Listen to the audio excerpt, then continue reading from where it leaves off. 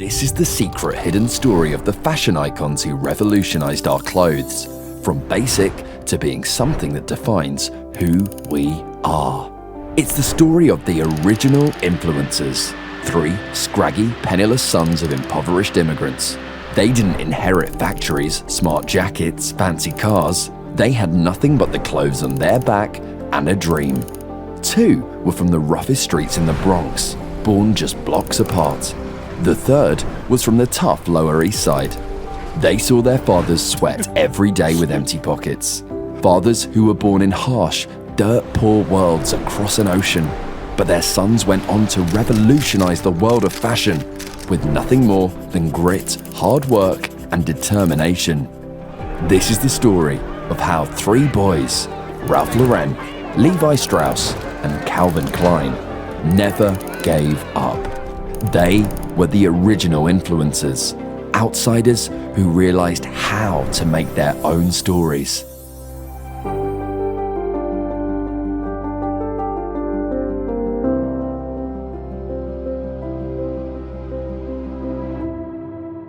But how did they capture the world with their iconic visions? What was it about their origins that's so inspirational? Their Jewish parents had fled the old world to escape prejudice and poverty. They arrived in America with a few ragged coats, faded family photos, and a name they'd have to change to survive. But their sons, Ralph, Levi, and Calvin, didn't just make clothes. They captured the global imagination. One designed the dream, a world of wood-paneled libraries, glossy horses, and old money aspiration. The other designed the most famous garment ever made. The 3rd turned desire into a world of dangerous seduction and youth rebellion. This is their playbook. It's not just about the clothes they made. It's how they proved that identity isn't something you're born with. It's something you can create through toil, tears, and sweat. Long before the polo matches and vintage Ferraris, Ralph Lifshitz lived in a tiny 2-bedroom apartment in the Bronx with his parents, Jewish immigrants from Belarus, and his brothers and sisters. His father was a house painter, his hands scraping a living out of painting the walls of other people's homes. He dreamed of being a painter, but never made it. Ralph watched his father work himself to the bone in a world that saw him as invisible. To the New York elite, a house painter was just part of the furniture. Ralph wanted the world he saw in movies. While other kids played stickball, he watched movies enchanted by the clothes the stars wore, how they walked, talked, their lifestyle. Ralph wasn't just looking at fabric, he was looking for a way to escape being a kid from the Bronx. At 16, he and his brother Jerry changed their last name to Lauren. People said he was selling out, but Ralph wasn't being fake. He was just trying to survive. He knew that in the 1950s, a Lifshitz wouldn't be allowed into the country clubs he dreamed of. He put his father's work ethic into a hope that most said was crazy, but a few said, "Do it, give it a try. With a lot of grit, it'll be much more rewarding than a coat of beige paint."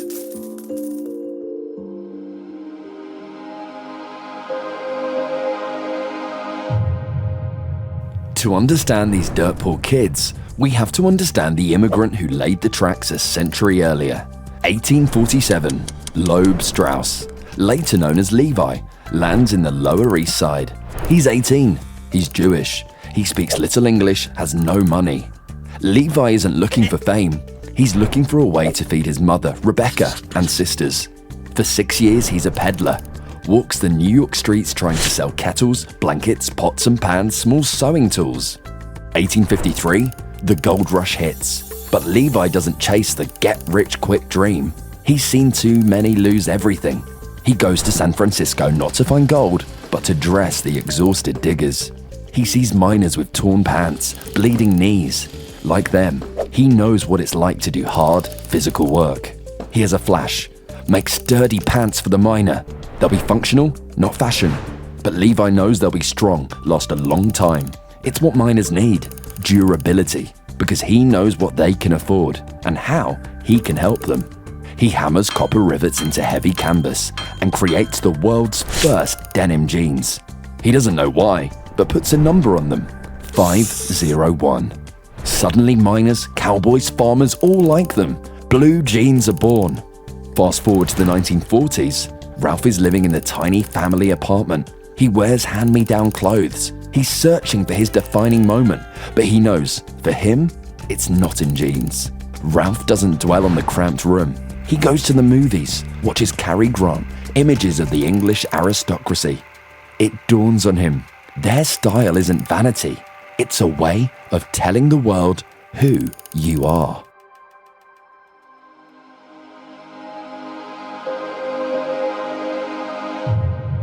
(1966), a moment of pure chance. Ralph's a nobody, working for a small outfitter. One day, he dashes out the shop, bumps into the Hollywood star Douglas Fairbanks Jr. Fairbanks is wearing a spread-collar shirt and a double-breasted suit. In a city of skinny, boring ties and conformist organization men, he looks the legend he is. Ralph's imagination explodes. He goes to his bosses with a vision. Big, bold, glitzy ties. They laugh. People don't want that, Ralph. They want what they've always had. But Ralph knows that isn't true. People want clothes which says who they are. It's their identity. Ralph bets everything. He starts his own label.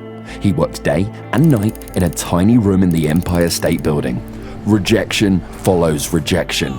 Even Bloomingdale's tries to crush him, demanding he remove his label and make his ties 1/4 of an inch narrower. Ralph says no, refuses to compromise. One day he gets a call from a friend. "Come to a polo game," says the friend. He goes, watches. In an instant, he knows his vision, and an iconic dream is born. A dream of America, quality, classy, style. In that same moment, he sees that style is personal. It's got nothing to do with fashion. Fashion is over very quickly. Style is forever. And Polo Ralph Lauren is born. He won't just design clothes. He'll create a pastoral, English-inspired world of wood-paneled rooms, antique rifles, glossy horses, and Ivy League campuses. He grasps that in America, you don't have to be old money. You just need to look like it. He democratizes status, takes it away from the elite, and says anyone can feel like they belong.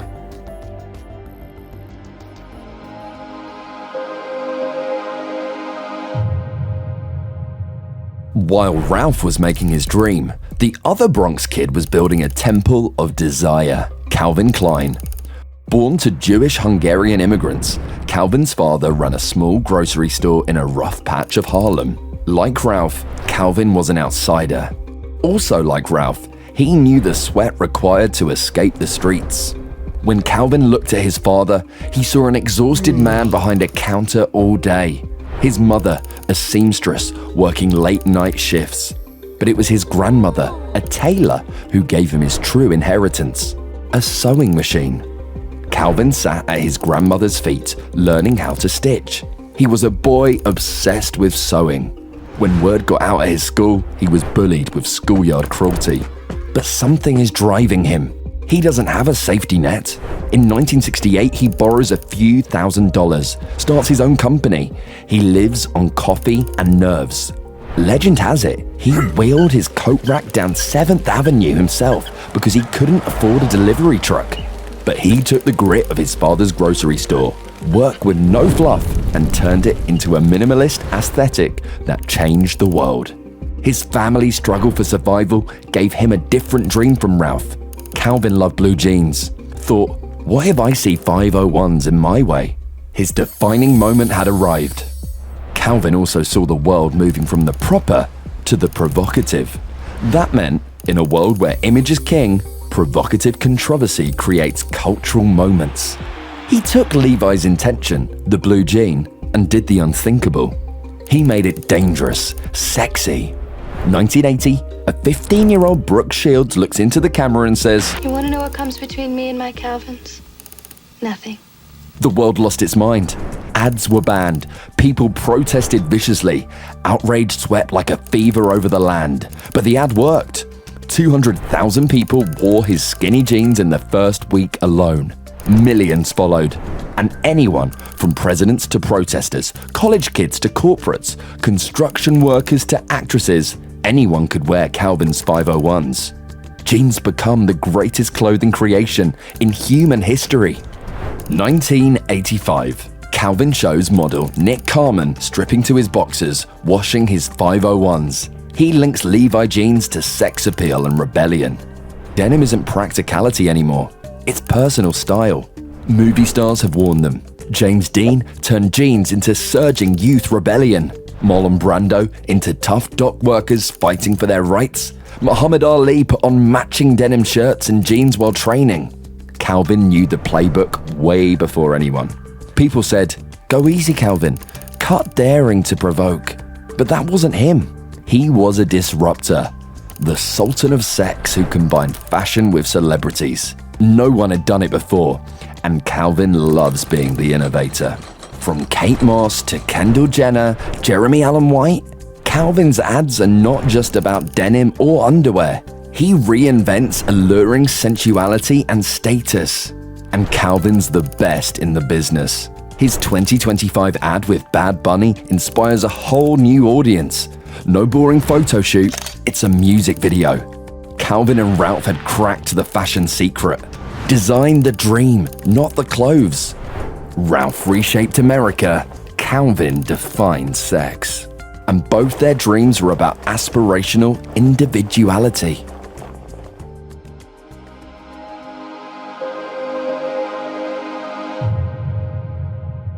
At 47, Ralph faced a crisis that no amount of old money aesthetic could fix: brain cancer. It was a moment of reckoning. Life hung on a thread. He survives. It changes him forever. Ralph becomes the health and climate advocate. He pours millions into healthcare. We don't just buy a shirt, we buy into a company's ethics. Fashion isn't about looking more classy than your neighbor. It's about making an ethical choice. Levi Strauss is the social justice ally and drops millions into healthcare. And Calvin? He's embraced diversity, tapped into our core value: authentic, bold self-expression. Calvin's also always been the impact player. He's donated millions to garment sustainability, clean up supply chains, cut carbon. Levi, Ralph, Calvin weren't born with silver spoons. They were outsiders who had nothing but grit. But they knew the secret of fashion isn't the thread or the stitch. It's the narrative. And they gave us global icons: the polo shirt, designer underwear, blue jeans. Truth is, immigrants are the story of the underdog. The person who sees the world isn't fixed, but is a stage waiting for a new director. And Ralph sweated for the dream. Calvin reinvented desire. Levi reimagined the foundation. But they all share the same secret. The most important thing you can ever wear is your own story. Today, the question isn't, what are you wearing? It's, what do you stand for? Because these three proved that no matter where you come from, a village in Belarus, a peddler from the Lower East Side, a grocery store in Harlem, you can make your own world. And today, what dreams do we want to design? You be the judge.